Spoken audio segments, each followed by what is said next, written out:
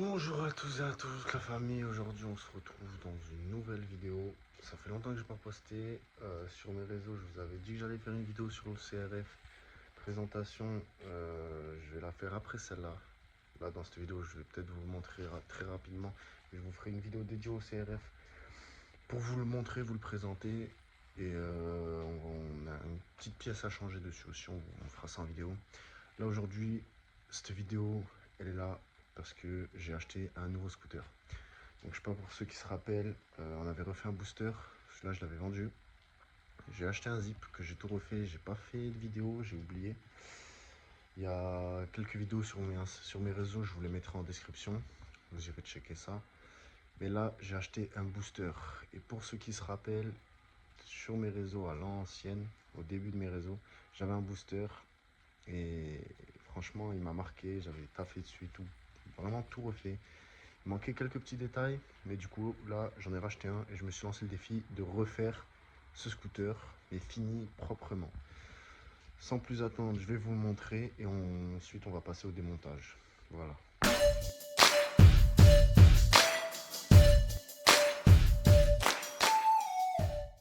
Donc voilà la bête, petit booster d'origine BCD blanc. Bon, j'ai déjà sorti la selle parce qu'elle tenait pas, mais voilà. Donc l'ancien proprio, il avait mis un compteur Cosso, une potence style naked. Voilà quoi, c'est, moi j'aime pas trop ça. En plus il m'a fait des faisceaux, enfin les passages de faisceaux dégueulasses. Là il nous a mis les clignotants sur le tablier, nickel, on adore. Bon, mis à part ça, jambes 10 pouces, fourche d'origine, juste les BCD avec un petit phare tuning là. Tout le reste d'origine, coque arrière BCD, et là-dedans, quand vous allez voir, c'est très sale. Donc on va faire ça, il manque des vis, les clignotants il s'est barré, ça aussi ça va dégager. Mais voilà pour la présentation du booster, hein. Donc franchement une belle bête. Voilà, là je vous montre le Zip, donc on avait refait dans une que j'ai pas montré en vidéo, mais pour ceux que ça intéresse, il y a tout sur mes réseaux. Voilà, si vous voulez une vidéo présentation du Zip, n'hésitez pas à me le faire, à me le dire dans les commentaires. Et le CRF, voilà, je m'attarde pas trop dessus parce que je ferai une vidéo dessus. Mais voilà, donc là on va pouvoir bien travailler. On a enfin un beau petit garage pour faire les choses entre guillemets bien. Là aussi, là vous voyez quelque chose. Les plus curieux viendront me demander ce que c'est. Mais voilà. Bon, du coup ça commence déjà. Là vous voyez, il y a une vis ici, une vis là et une vis là. Sinon il y a cerise là, et sur tous les autres il n'y a pas de vis. Ça commence bien. Là c'est pareil, sur la boîte à air, il nous a mis des vis à bois. Il y a une vis qui est bien, toutes les autres c'est des vis à bois. On va sortir ça parce que quand j'ai roulé là, pour le ramener, bah, j'entendais des bruits dans la variation, mais ça me faisait saigner les oreilles. Donc on va sortir ça et on va voir l'état de la variation, hein. Bon, du coup je viens d'ouvrir. Regardez sur quoi je tombe. Complètement limé et tout, mais c'est pas propre du tout. À mon avis, le mec il avait pas serré sa cloche d'embrayage. C'est parti avec la vitesse, ça a tourné, ça a tout limé. Et donc après, bah, il a dû changer la cloche parce que je vois pas. Parce que ça m'étonnerait que ça soit une prépa Carter pour une grande plage, étant donné Carbu 12 origine. Regardez seulement la tronche du pot. Donc vraiment, à mon avis, c'est juste une bêtise de chez une bêtise. Regardez, on a le clignotant qui pend. Donc, vous voyez, bien sale, tout le moteur à laver déjà. La courroie est bien usée, hein. Donc là, on va sortir le variateur pour voir l'état des galets, mais dans tous les cas, vous allez voir, on va tout changer. Là, tout va être changé. Même encore le démarreur électrique, bon, ça, à la rigueur, pourquoi pas, mais même il fonctionne pas, mais on va le sortir. Donc, là, il est là. J'ai sorti le pot d'échappement aussi. Comme vous le voyez, celui-là, il va aller rejoindre ses ancêtres parce qu'il est pourri. Enfin, il tourne, hein, mais j'ai trouillé et tout, c'est le pot d'origine. Donc là, on y voit un peu mieux. Je vais sortir la roue et à partir de là, je vais vous filmer tout le démontage du moteur Comme ça, vous allez bien voir. Je vais essayer de vous filmer ça au plus propre. Là, ouais, on commence déjà à voir de belles choses. Bon, après, c'est un moteur qui tournait, hein, et ça, il n'y a pas de souci. Mais comme on va faire un beau projet, on va enlever tout ça. Hein, parce que franchement, monter déjà en origine, rouillé comme ça, des jantes comme ça, alors qu'on a des belles 12 pouces de roquettes qui attendent. Voilà. Donc là, je m'équipe pour vous filmer tout ça. Et c'est parti. Donc voilà, là c'est bon, on est équipé. Je vais pouvoir vous filmer ça beaucoup plus facilement. J'espère que ça bougera pas trop, que tout sera nickel, parce qu'en fait c'est la première fois que je fais ça, enfin que je vais filmer comme ça. Donc j'espère que ça ira bien. Je vous couperai les moments au montage, les moments un peu inintéressants. Peut-être que même celui-là. Eh ben, ce fut compliqué. Un bel écrou bien costaud. Là, on se met ça de côté. Là, on va sortir la roue, du coup. Hop. Et voilà. Donc là, on a le moteur qui est déjà beaucoup plus accessible. Tout ça. Donc ça, ouais, il y a deux vis qui tiennent. Déjà, on va le tourner. Pour voir un peu mieux ce qu'on a. Donc les deux 10.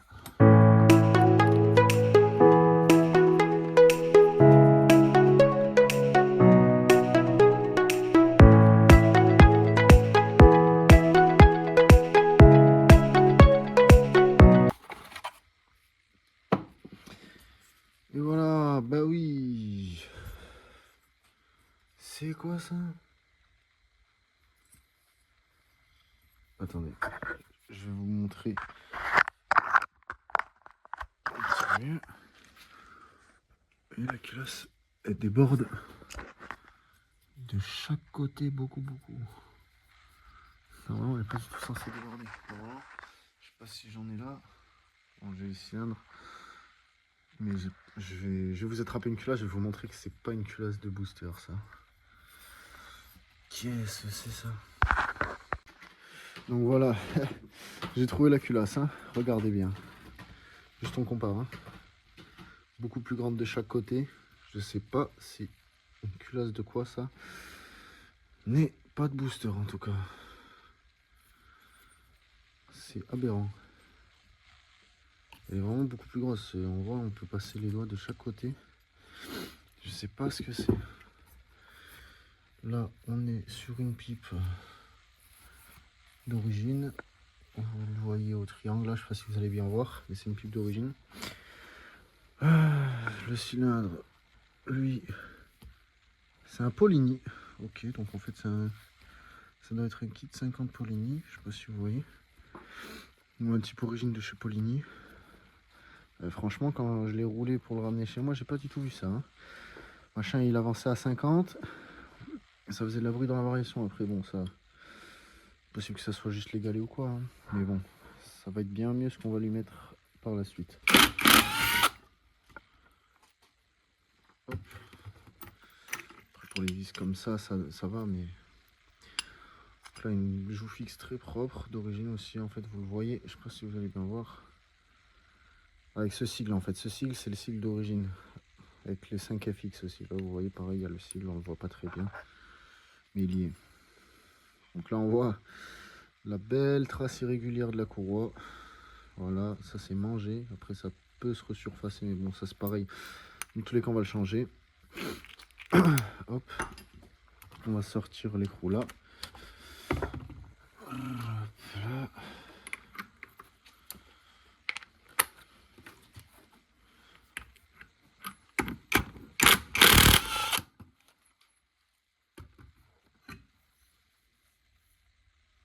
Une cloche d'origine, propre aussi. D'origine, je vois pas. En tout cas, une cloche type origine. Ensuite, hop. On va sortir ça. Alors, qu'avons-nous là? Petite courroie détruite, comme on avait vu. Hop. Ici, embrayage d'origine, qui est pas trop mal, avec petit ressort de poussée jaune. Ressort de poussée jaune aussi. Pas trop mal. Ici, on a pas de jeu dans la transmission. Ça, c'est un bon début. La petite rondelle. Alors, au niveau de la variation, déjà, elle sort bien. C'est un bon point. On va voir l'état des galets. Ah! Bah oui. Tu m'étonnes qu'il patinait le machin. C'est quoi ça? J'avais jamais vu ça. Alors les galets, franchement ils sont propres, ils sont neufs. Hein. Il y a pas de plat. Mais il y avait que 3 galets sur 6. Ah ben là, si ça c'est pas beau ça. Tu m'étonnes que ça marchait pas. Le machin il patinait. Putain, mais c'est quoi ça? Je vous promets les gars, je sais pas si vous regardez la vidéo, vous avez déjà acheté des boosters, des zips ou quoi. Mais putain, sur les boosters, j'ai l'impression que chaque fois que vous en achetez un, vous tombez sur des surprises. C'est aberrant. La dernière fois, c'était sur un autre de mes anciens boosters. Je sais plus ce que c'était, mais c'était une dinguerie aussi. Franchement, abusé. Voilà. Alors, pour ceux qui demanderaient, c'est du 17 l'écrou.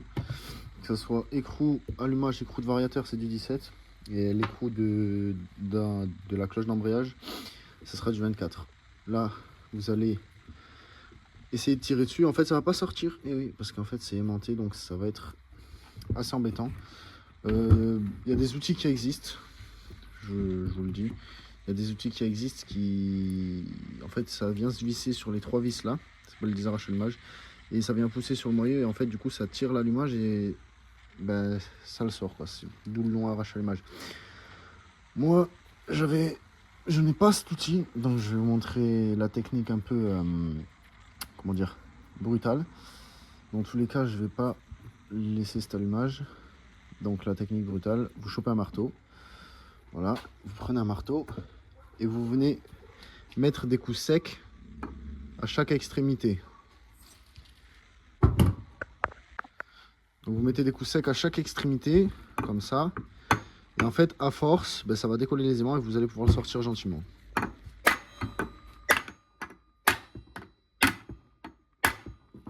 Pas besoin de le marteler comme je sais pas quoi. Hein. Vous essayez de le marquer au minimum. Vous y envoyez des coups secs. Et voilà, juste des coups bien secs, tranquillou, sans l'arracher. Si jamais vous voulez le réutiliser, vous pouvez. Voilà, et ça sort tout seul en fait, pas besoin d'arrache allumage. C'est toujours mieux parce que des fois il y en a, ils sont vraiment bien collés. Mais sinon, vous n'êtes pas forcément obligé d'avoir d'arrache allumage. Donc ensuite, là, il y a ces 2 vis qu'on va pouvoir sortir et ça va venir gentiment. Hop. Donc on y va.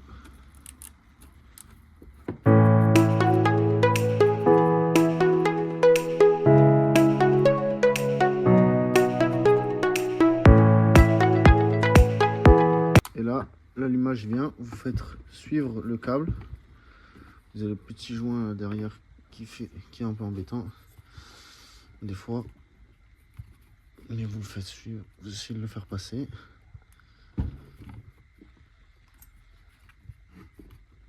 Parce qu'en fait là derrière vous avez un espèce de joint qui vient pour faire comme entre guillemets l'étanchéité, et il est bien collé. Voilà, ça en fait ça vient entre le carter et du coup ça bloque. Voilà, et là vous avez sorti tout votre allumage avec les bobines et la cloche, on va dire. Je sais pas le terme exact là sur le moment. Et donc il y a une différence en fait avec les boosters après 2004 et les boosters avant 2004. Il y a une petite anecdote. On peut les différencier en fait avec le bobinage. Donc en fait, les boosters après 2004, il y en a 12. Si vous pouvez les compter. Et sur les boosters avant 2004, il n'y en a que 6. Voilà. Donc ça, on peut le mettre de côté. C'est la pièce qui fonctionne. L'origine, mais ça fonctionne. Là, vous avez un joint papier. Bon, le mec l'a mis, c'est très bien. Hein, mais il a déjà sorti le système de pompe à huile. Donc un peu inutile le joint. Et là, vous avez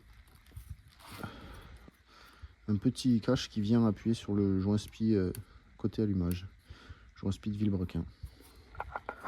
Et surtout, la petite clavette qu'il y a sur le Villebrequin. Ça, faites très attention. Hein. Franchement, si vous démontez, vous faites pas attention, ça part. Ça m'est déjà arrivé d'en perdre. C'est embêtant. On l'a laissé pour l'instant, elle est bien mise. Voilà, donc on va continuer. On va sortir le cylindre. Et ça sera déjà pas mal. Après, on va ouvrir le bloc, le nettoyer et passer à la suite. Bon, voilà, c'est sorti. Bon, le joint, c'est pas grave. Voilà la poubelle. Joint en base. Et donc, là, on peut regarder le piston tranquillement. Qui, vous voyez, est pas trop mal, franchement. Pas trop mal. Juste le haut, il y a des traces de chauffe, mais ça va. Nickel. On va pouvoir le mettre juste là-haut. Avec ses copains. Voilà. Un cylindre origine, un 70 DR de zip et un 50 Poligny qui roule. C'est nickel. Le petit circlips là. Alors, au niveau du vélo, on est sur un vélo Poligny aussi, Poligny renforcé. Je sais pas si vous allez bien voir, vélo Poligny. Bah, c'est pas trop mal ça. Le jeu, il est pas trop mal. La cage à aiguille, elle fait pas de bruit. Vous connaissez une cage à aiguille qui est morte, en fait, vous allez avoir beaucoup de... Attendez, j'en ai par là, je sais pas où. Si je sais, je vais vous montrer. En fait, une cage à aiguille qui va être morte, fatiguée, quand vous faites un... Comme ça, vous regardez si votre moteur va bien. En fait, vous allez avoir un bruit de maracas. Bon, hop, là, je l'ai sorti, j'ai sorti le joint spi. On va chauffer. C'est parti.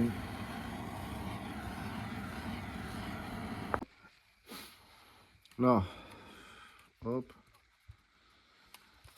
Du coup, si vous voulez garder le vélo, vous venez pas taper directement sur le filetage, vous remettez l'écrou et là,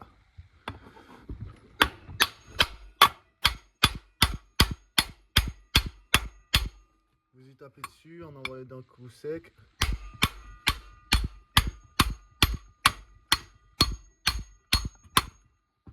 Vous voyez, ça s'ouvre, c'est magique.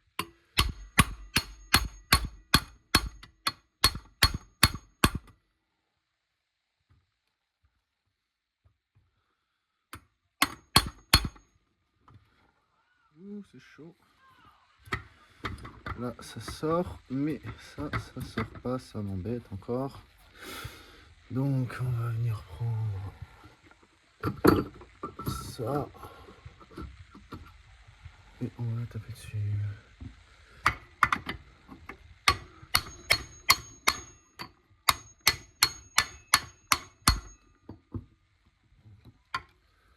Éviter que tout se casse la gueule.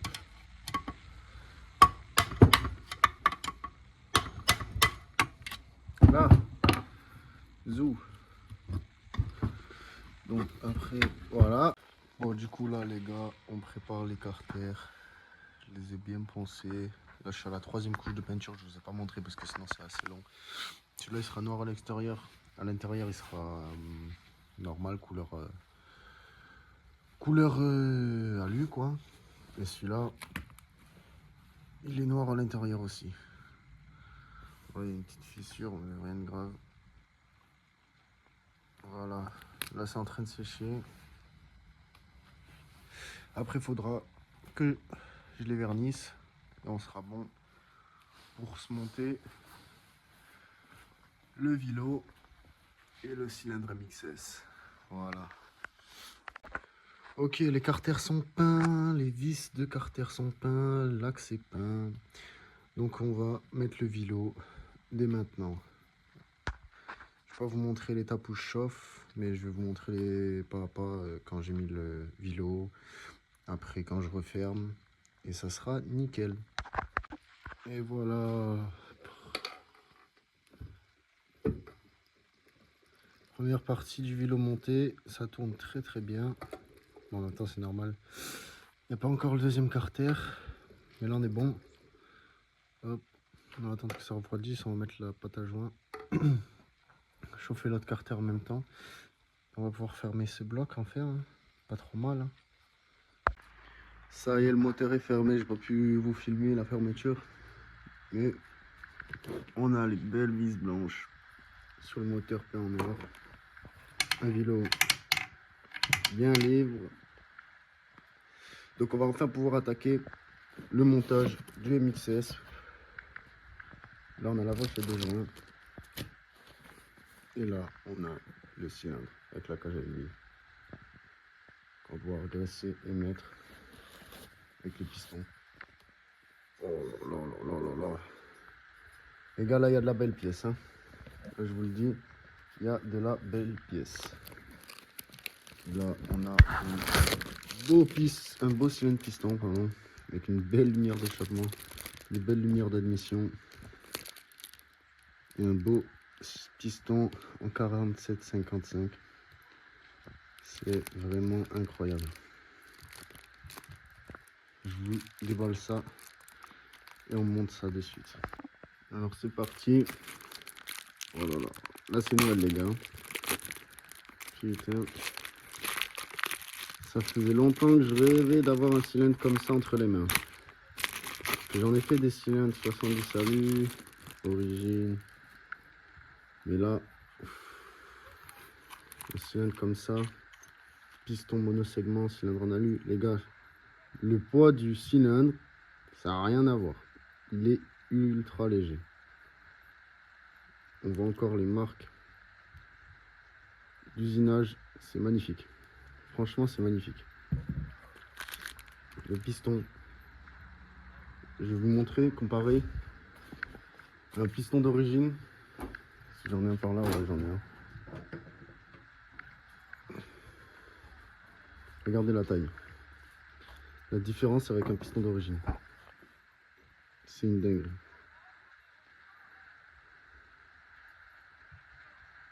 Wow. Bon la famille, j'étais en train de vous monter la vidéo là sur le booster, le premier vlog. Bon, j'ai eu plein de galères. J'ai plein de vidéos qui sont pas enregistrées, plein de vidéos qui sont... La qualité s'est baissée. En fait, le début de la vidéo, il est pas mal. Ça se suit à peu près, même si j'ai des vidéos qui ont disparu, ça va. La fin, il manque tous les vidéos, tous les plans où en fait je referme le bloc. Tout le plan où je monte le cylindre, piston, etc. sur le bloc, je l'ai pas. Donc ça m'embête un peu. Du coup, j'irai au garage vous filmer le bloc en fait, comment il est actuellement, parce qu'il est fermé et tout. Il est dans un coin du garage en attendant les autres pièces en fait. Mais ça m'embête parce que du coup, il manque la moitié de la vidéo en fait. Donc voilà, là, je suis en train de monter, mais je vais essayer de faire mieux pour les prochains. Là, ça va être le vlog numéro 1, donc ça, comme vous avez vu précédent dans la vidéo, là on est sur la fin, la première vidéo, la première partie du vlog. La prochaine partie, on verra la partie cycle, le restant des pièces à monter pour le moteur. Mais ouais, ça m'embête, ça m'embête. Après, c'est comme ça, hein, je peux rien y faire. Donc voilà, les prochaines seront un peu mieux. Donc j'espère que vous avez kiffé la vidéo quand même, que ça vous a plu, que n'hésitez pas à mettre des commentaires sur des choses à améliorer ou quoi. Bon là franchement il y a tout à améliorer dans cette vidéo. Mais n'hésitez pas à me dire ce que vous en avez pensé dans les commentaires. Je vous mettrai les liens de mon Instagram et mon TikTok en description pour ceux qui veulent aller voir le zip, mon ancien booster, comment il était, pour voir à peu près comment il sera celui-là. pour voir le cross. Il y a des vidéos du cross aussi. Là, la prochaine vidéo, du coup, ça sera pas une présentation ni du cross ni du zip, ça sera une vidéo, je vous spoil un peu, c'est j'ai acheté un scooter le moins cher du bon coin. Vous verrez quel scooter c'est et à combien je l'ai eu, parce que je l'ai vraiment touché à un bon prix. Et par la suite, je vous ferai une autre vidéo, présentation du CRF, présentation du Jeep, voilà. Mais en tout cas, voilà pour cette première partie du vlog du booster. J'espère que ça vous aura plu. On se retrouve très vite. Je vais essayer de bombarder les vidéos en 2026. On va essayer de monter. Objectif 1000 abonnés sur la chaîne YouTube et sur mon Insta. Je pense que c'est faisable. Merci à tous d'avoir regardé. Et n'oubliez pas le pouce bleu, abonnez-vous, activez la cloche. Ça fait plaisir. Allez, ciao.